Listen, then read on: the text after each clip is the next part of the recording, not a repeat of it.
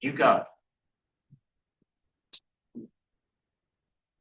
Let me turn this off. I get the light. I have Okay, that's fine. I'll just step a little forward. That works. Okay. okay. Okay. In July of 1999, Jeff Bezos, the CEO of an online bookstore called Amazon, was being interviewed on the business channel CNBC. The journalist wouldn't stop asking questions about shareholder return to the investors. He pointed out that Bezos kept reinvesting company profits back into Amazon, causing their stock price to go nowhere. The reason, Bezos explains, is that Amazon has an obsessive focus over the customer experience. They reinvest their profits in ways to better serve customers. At one point during the interview, the journalist said, well, no matter what side of the argument you're on, and Bezos cut him off right there and said, no, there's only one argument. That's obsessive focus of the customer.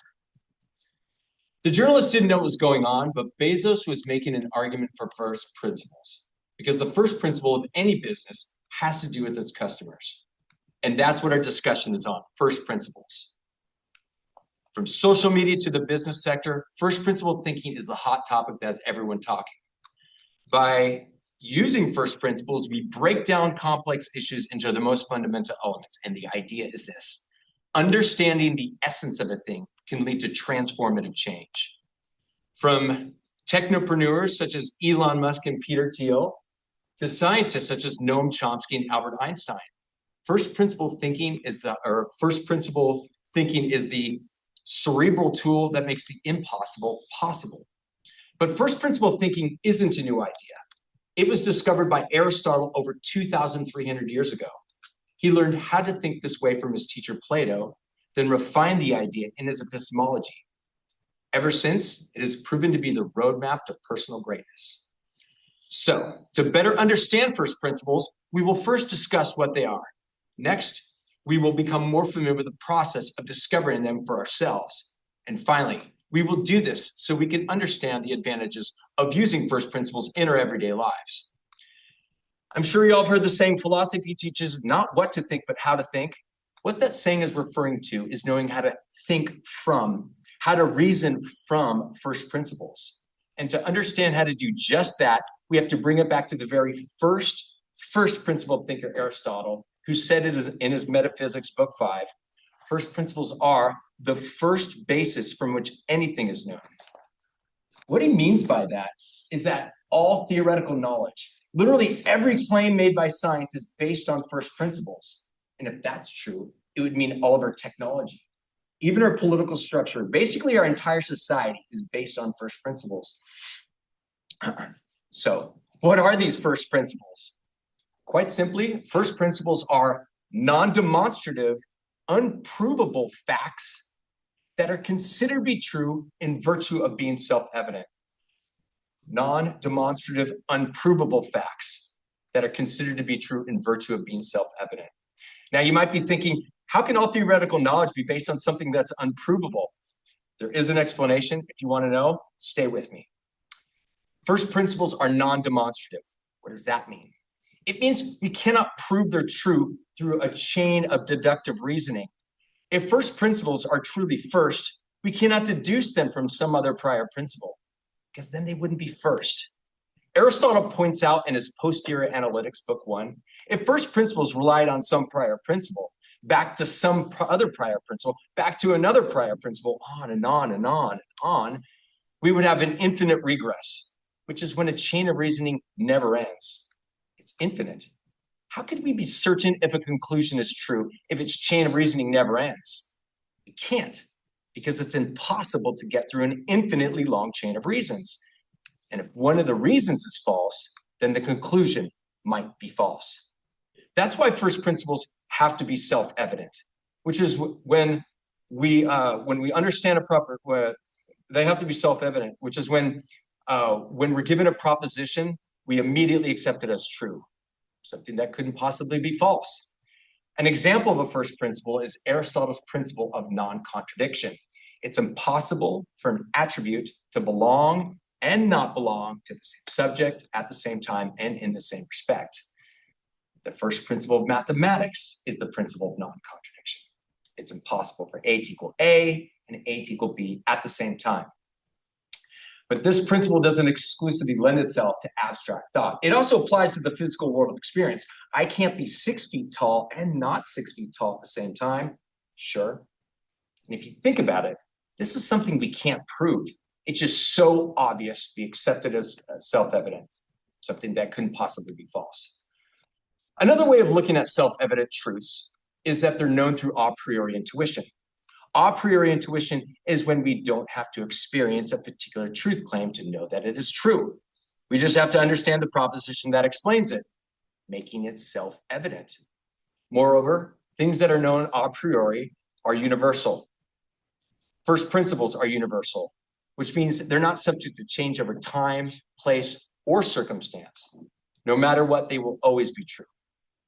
Okay, so picture this. Imagine if a professor is given a grant for $100,000 to test the principle of non-contradiction, and he tells us he's going to review a sample size of 10,000 people to test whether each person can be their particular height and not their particular height at the same time. He would say that is the dumbest waste of money ever. Here, give me the $100,000 and I'll tell you. Everyone that has ever lived, is currently living, and will live in the future cannot possibly be their height and some other height at the same time. This is just something we intuitively know without experience. No matter what, it'll always be the case. So to review what we've learned so far, first principles are non-demonstrative, unprovable facts that are considered to be true in virtue of being self-evident and universal, that are known through a priori intuition. Now that we understand what are first principles, we can become more familiar with the process of discovering them for ourselves. So how do you find them? To find first principles, Aristotle suggests the method of induction. But Aristotle's method of induction is not the same as we learned in our logic courses. It's more than just, I'm observing my friends enjoying sushi, therefore I can conclude sushi probably tastes good. No. Aristotle's method of induction is a process of accumulated experiences, organized, classified, leading to an intuitive recognition of first principles. Aristotle's process of induction has 3 main steps, which are first, gathering experience of a particular thing, second, abstracting its essential characteristics, and third, intuitively determining its first principles, which happens to be its purpose, why a thing exists. So what this looks like is we have to gain enough experience of a particular thing until we're very familiar with that thing. Next, once we're very familiar with that thing, we can abstract its essential characteristics, which is just a fancy way of saying we figure out what makes it what it is, such that if it lost the things that make it what it is, it would no longer be that thing. Second, once we abstract the thing's essential characteristics, we intuitively know what its first principles are. That is, we intuitively know the reason why it exists. So what does this look like in the real world? Let's use school as an example, since we already have a lot of experience with school. Our first question is to ask, what are the essential characteristics of any educational institution? What are the things that make school a school? Okay, first we know school needs students. Any school without students isn't a school. Next, we know a school needs instructors to help students learn. So a school needs instructors. And finally, we know a school needs some type of knowledge to teach and be learned. So we have the essence of school: students, instructors, and knowledge. Now that we have the essence of school, we can figure out its first principles by asking, what do all of these essences have in common? To what end do all these characteristics make school a school? Okay, so first we know the purpose of the student is to learn. The purpose of the instructor is to help the students learn. And the purpose of the knowledge is to be learned. At this point, we intuitively know what all these things have in common, and that is the learning process. Therefore, the first principle of school is learning, or better said, the first principle of school is education. Now that we understand the process of discovery, we can become more familiar with the advantages of using first principles in our everyday lives. So merely knowing a thing's first principles is useless. It's how we apply them. The roadmap to personal greatness is working towards first principles. Making them our priorities is what we're after here. Aristotle points out in his Nicomachean Ethics that all too often we prioritize unsatisfiable desires. Wealth, looks, power, success in general, that's putting the cart before the horse. To be successful at whatever it is that we are doing, we have to focus on doing it well instead of focusing on the rewards of doing well. So in regards to our education, if we focus not on grades or diploma, no, but focus on learning, we'll achieve personal greatness at school. Students who prioritize learning over grades are better equipped for future success. And good grades are just a natural byproduct of learning well. That is first principle thinking. And it also applies to many other instances too. To use our Jeff Bezos Amazon anecdote, he achieved personal greatness in business by using first principle thinking. The first principle in business is making customers happy. The happier we can make them, the more business we will do.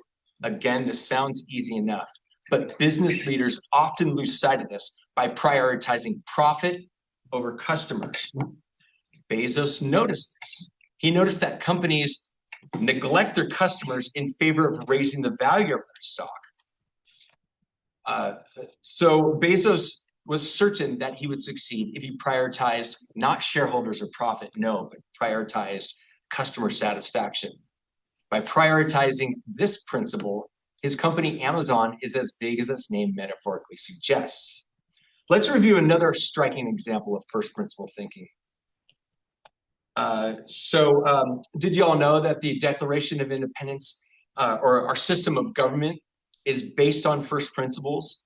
The Declaration of Independence lays its foundation on first principles by declaring, we hold these truths to be self-evident truths, that all men are created equal with certain unalienable rights, that among these are life, liberty, and the pursuit of happiness. The guarantee of life and liberty are self-evident. Can't guarantee, or we can't prove that. It's just so obvious that it's self-evident. Pursuit of happiness. Let's talk about that for a second. Let's talk about the idea of happiness in the Declaration of Independence. Thomas Jefferson was referring to Aristotle's idea of happiness in the Declaration of Independence. And Aristotle's idea of happiness is personal greatness. And the way to achieve personal greatness for Aristotle, again, is to exercise the Greek virtues: wisdom, courage, moderation, and justice. This is the essence of the good life. So these are just a few examples of how prioritizing first principles can lead to greatness. But contrastedly, there are many examples of how things can go very wrong when not. Y'all know who Luigi Mangione is? Yeah, he assassinated United Healthcare CEO Brian Thompson. For what? Well, Brian Thompson did the exact opposite of Bezos. Brian Thompson did the exact opposite of Bezos. Brian Thompson prioritized shareholders and profit over customers. And of course, the blame is on Mangione, 100%. He murdered Thompson in cold blood. But this raises an important question. Would Thompson still be alive if his company prioritized customers over profit instead of profit over customers? So today, we learned what are first principles, how to find them, and most importantly, why we should. We know if we prioritize wealth, looks, or power, we will feel we'll never have enough. But if we become a person of principles, a principled person, we will attain its natural byproduct: happiness, fulfillment, and personal greatness.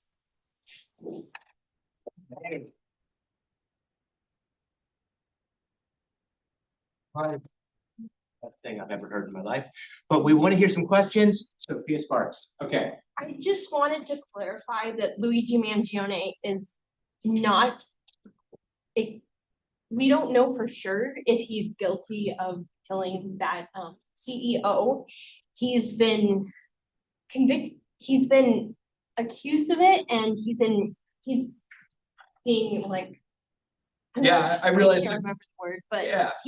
He's not guilty, and there's a big problem in media of treating him as if he's guilty. There's like already like documentary is treating him like he's guilty when he's not. So we just have to be, I just like us all to be careful For sure. in not treating him as guilty before he's been convicted. Yeah, you know, a principle of our law is innocent until proven guilty.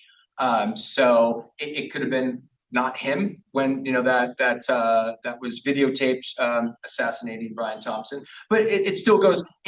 Somebody did it, right? And if it's the case that somebody did murder him because they were spiteful of the company treating profit over customers as a first principle, then that what I would say was still apply. But I definitely appreciate you holding to the principle of our justice system. So who's got another one? What do you got? Any? Yes. Are there like any second principles? So first principles would be things that are well, they would be conclusions actually. So you take, you know, first principles, things that couldn't possibly be false, and you base those you formulate conclusions based on those principles.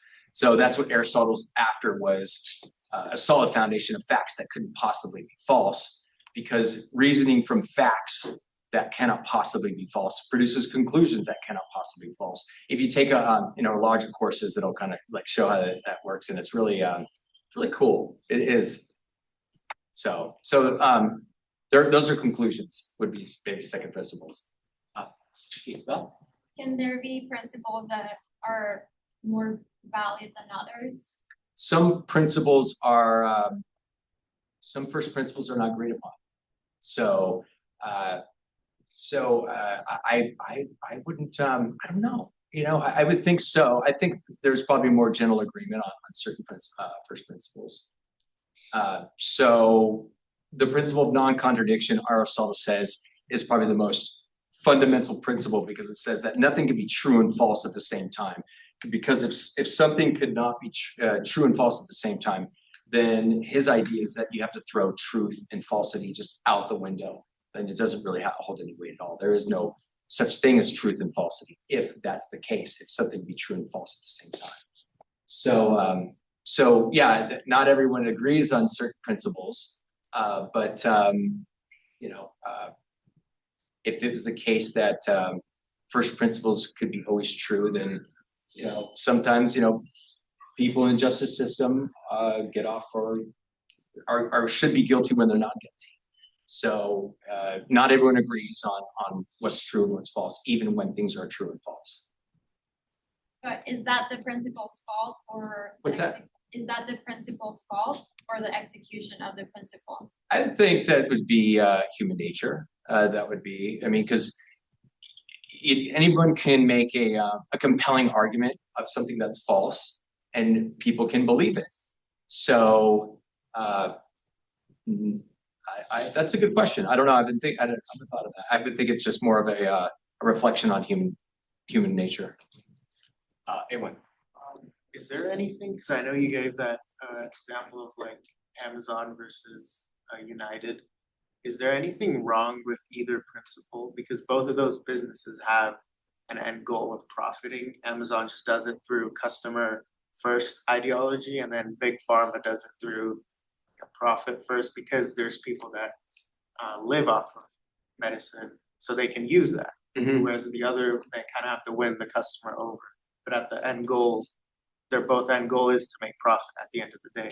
So what was the question? So is there one that's wrong or one that's right? Well, the idea of those examples is showing the power of first principle thinking and what it can lead to. So now that Amazon is at a certain point, it reached a certain, how far can it really grow? And Bezos isn't even the CEO anymore. So you see like these customer service and the quality is being scaled back a little bit now, because they're just trying to raise the stock price. So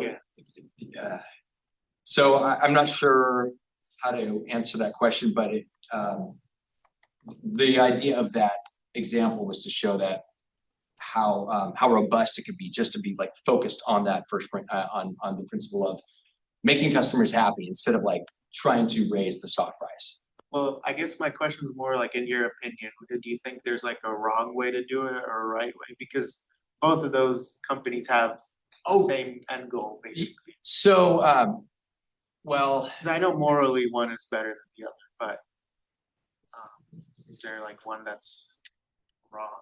well, the first principle of business is solving a problem for customers or fulfilling a need, right? And so it's not customers, but it's doing that for people.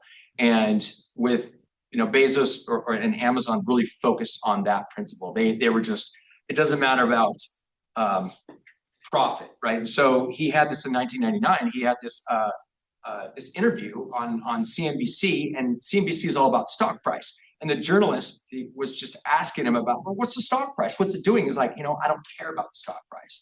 And he told his investors, if you want to hop along for the ride, it's going to take a while, but the stock price will go up. But we're just going to be worried about infrastructure and opening up, buying warehouses all around the country and then all around the world. So he's not making money at the same time.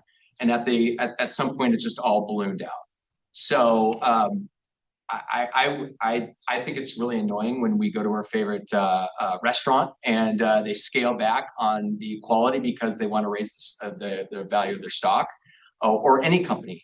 So I think that every company should be customer centric like that.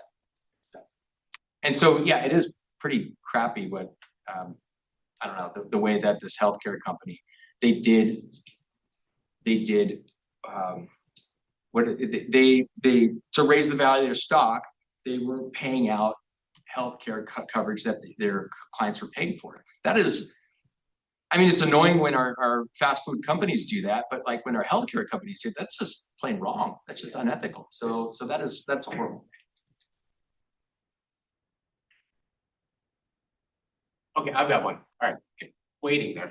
Okay, so I'm wondering, is it possible not to think with first principles? Because if you ask United Healthcare or Amazon or any, they think they are following some fundamental guiding principles that lead them to whatever they want to go to. It's like that famous article by Milton Friedman called "The Social Responsibility of Business is to achieve its." Right, that's a great question. But for him, it's to profit. Why choose? It's actually kind of like your question. Why choose one first principle rather than another when it seems like we all have to choose something? So I'm not sure how you can violate this idea of first principles. And the question maybe I mean, it seems as though it's inevitable. Thus, it wouldn't be very substantial as a thesis because you have to do it. Everyone's following some first principle or whatever. right.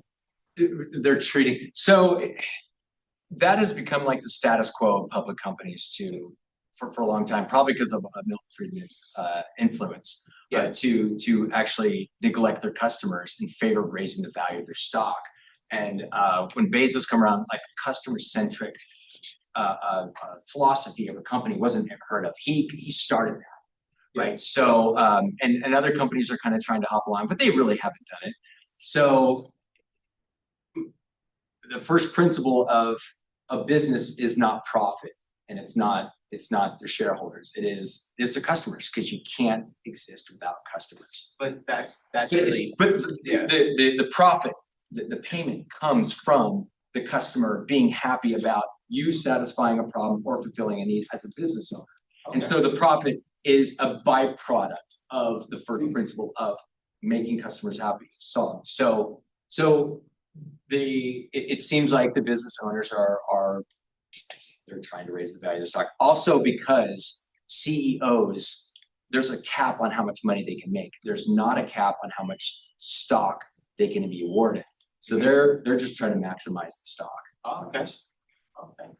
Hey, make it soft. Say business owners, their first principle that they're doing their work off is, and like stemming their work and like motivation from is just customer centric and customer service.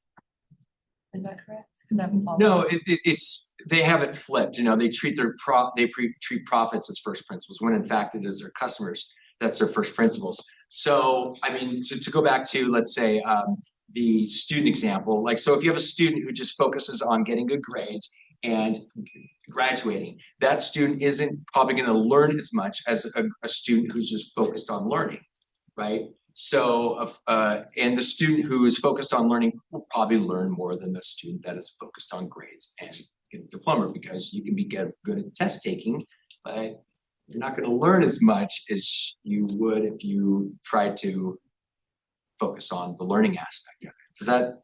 Sure, that makes sense. But would it be, what is your take on saying that the first principle is making profit, but the way that that's achieved is by using a business model that's customer centric? So it's not like two principles at the same time. It's just the customer centric approach is like a means to an end of that first principle. So another way of looking at first principles also is when you can't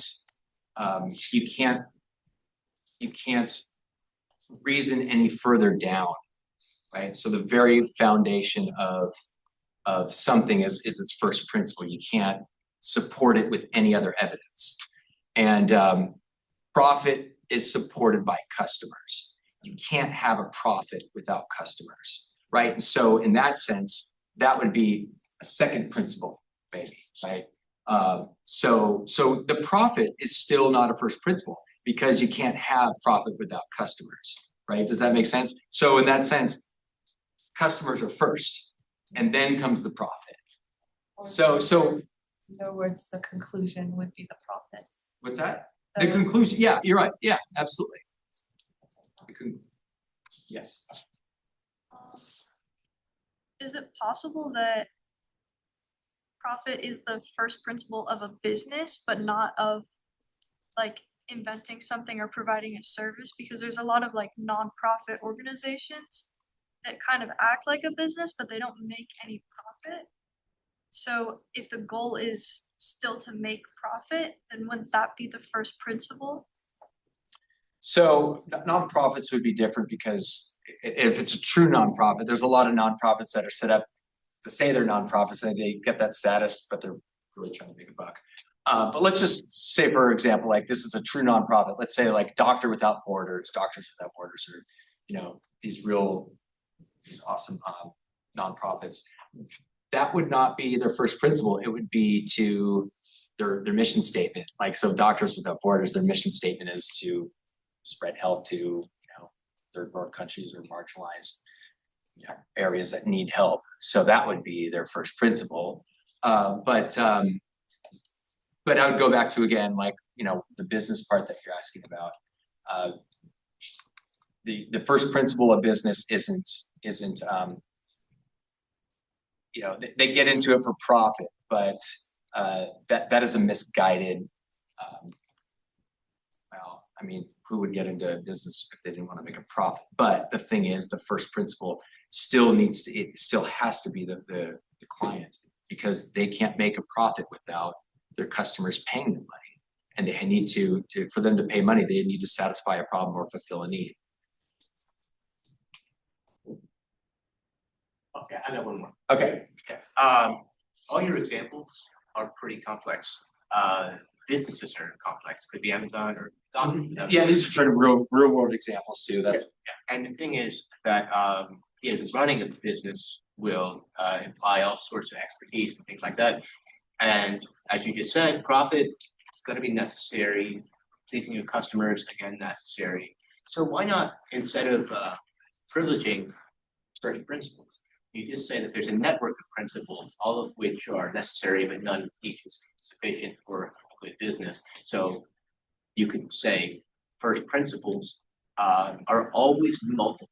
It's an interlocking group. So you never have to choose between, like, there's not a bottom set that is in a hierarchy.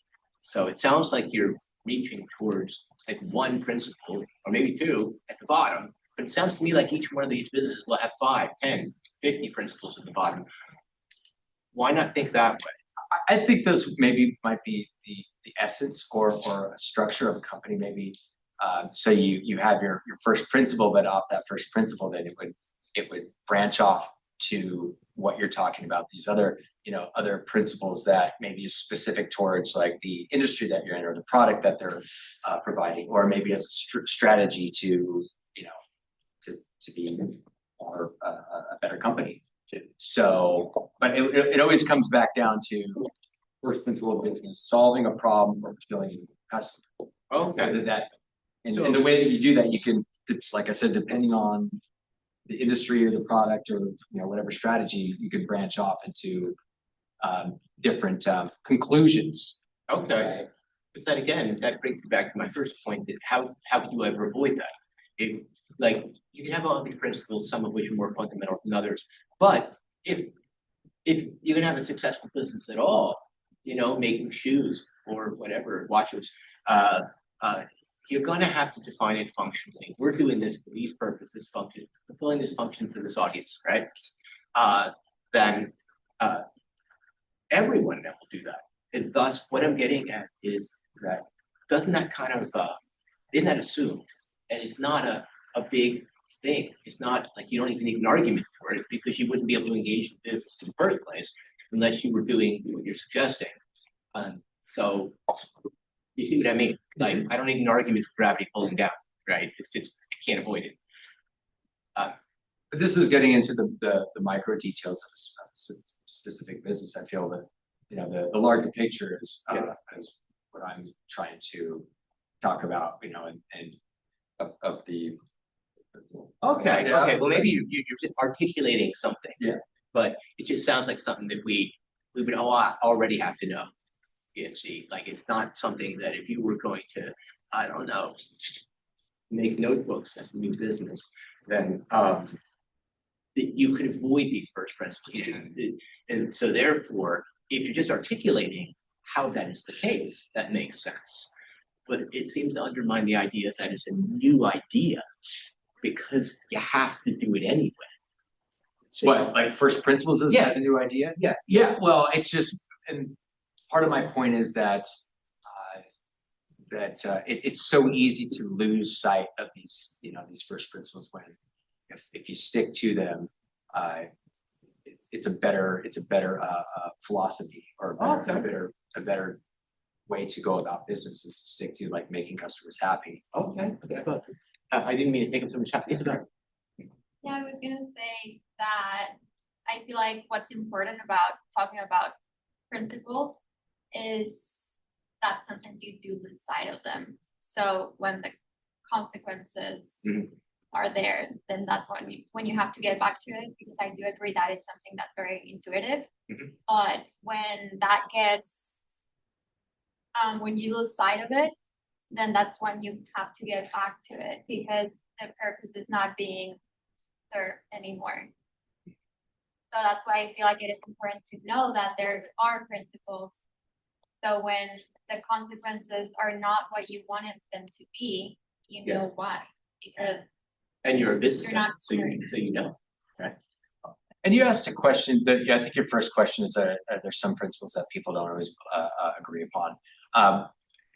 To speak on that again, to revisit that, Aristotle was saying how the first principle of the good life is to achieve personal greatness, and the way to do that is to just be a good person all around. If you're wise, if you're courageous, if you're just, if you act with justice towards everyone, and if you have self-control, these are the first principles of the good life, right? And you should probably achieve personal greatness. Might not be wealthy, but you'll have a well-rounded life. And at the time, there was a lot of discussion or debates within Plato's works about the secret of life is being the most powerful tyrant you could possibly be, or living a life of gluttony, or appetitive pleasures, right? And his way is saying, well, that's not lasting happiness. Like, this is lasting happiness. So the first principle of the good life is to, personal greatness, and to do that is to live in accordance with the Greek pleasure. So not everyone agrees with that, but That's what his argument is. Yes. Yeah, I think that's because at the end of the day, you have to be able to take care of yourself to move those other resources.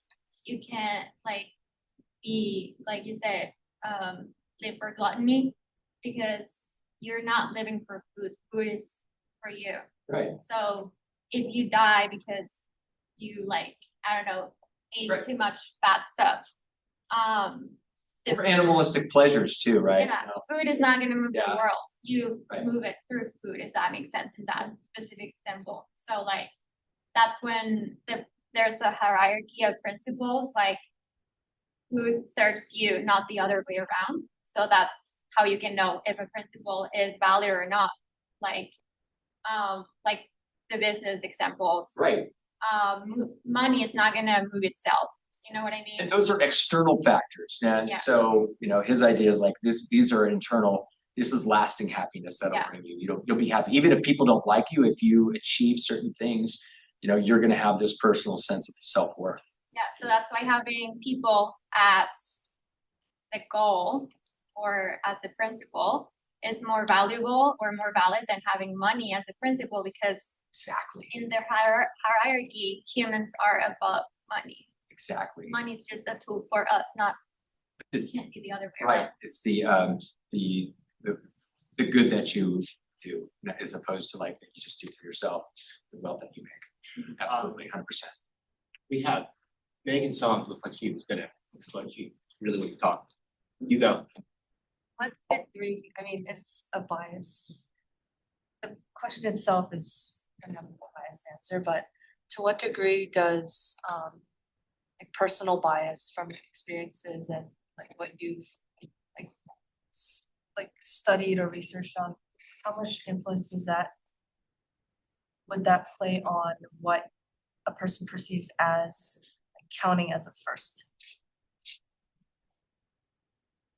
Yeah, I've thought about that. It would play a lot. It would play a big role. I mean, because if a first principle went against somebody's deeply held beliefs, they might not ever pick that up, right? But still, the argument is there, and the rational argument there is for whatever principle it is. So yeah, some people might not. There's a really compelling principle. I think the idea, though, is that they're so compelling that at some point they'll probably reach this acceptance, right? And it might not be immediate, but there's dissonance in that too. So it's that's a kind of a loop in itself, I guess. Right. You can always consider a bunch of different options, even if you're not gonna necessarily take that side with anything like controversial too. So I was just wondering what your thoughts were. Yeah, I've thought about that too. So that's a really good point. Are you saying, Megan, that bias is always gonna get in the way of interpreting first principles? So you're never really gonna have access to knowing whether they're good or not, because you're always going to come to the world thinking in terms of some bias or other. I think so. Yeah, and so this is kind of a reason why Aristotle came up with these first. Well, he didn't come up with them. They were fundamental to Plato, and he did refine the idea. But there were people. There was arguments at the time with these pre-Socratics and their teachings, and they weren't based on first principles, right? They weren't. So he had to say, well, there's a certain point where we can't prove everything, right? So if I say something, it's impossible for something to be true and false at the same time. And an argument was, well, you can't prove that. It was like, I really just can't. You just have to get it. It's self-evident, right? So these people aren't going to believe that if that's their philosophies. Like, I want you to prove everything in the world that something can't be true and false at the same time. No, it's just something that you have to understand as a logical structure that's embedded within the logical structure of the universe. And so people will use that ammunition or that reasoning as ammunition to say, oh, so you can't prove it, so it didn't happen, blah, blah, blah. Yeah, and exactly. It's just something that you have to accept because it's it's part of the logical structure of the universe. And if that you don't get that argument, and he even talked about this in his metaphysics, then you can't really argue with those people at all because they're just not going to accept it because of biases. So, good point. Yes. I feel like when that happens, you should get very practical and just look at the results. Wouldn't you agree? Yes, absolutely. And at some point they should win out, right? But not everyone agrees. Yeah. Then again, we might look at the results very differently. It depends. Like, I don't know, some American president versus, I don't know, General Pinochet, Chile. Right? They have a very different view on the desired results, and then looking at the results in such a way that they interpret them the same. Getting back to the potentiality and bias to interrupt our interpretation of first principles. Not the mathematical ones, because they're necessary truths, but the other ones. Yes. How to run a business, how to run a country, how to achieve a goal, or what counts as a good person, right? Like I'm sure, that Pinochet, he's a dictator in Chile, but yeah, what he counts as a good person is probably different than, say, John. I would imagine, right? But anyway, okay, All right. I wanted to say that you guys have been real troopers because this is an unusual class, but this was fantastic, don't you think? One Thanks, more y'all. time. And these questions. But yeah, these questions were fantastic. Yeah, do so. Then fantastic. I think this is the only class where Lily is not at the question. So amazing. So, but yeah.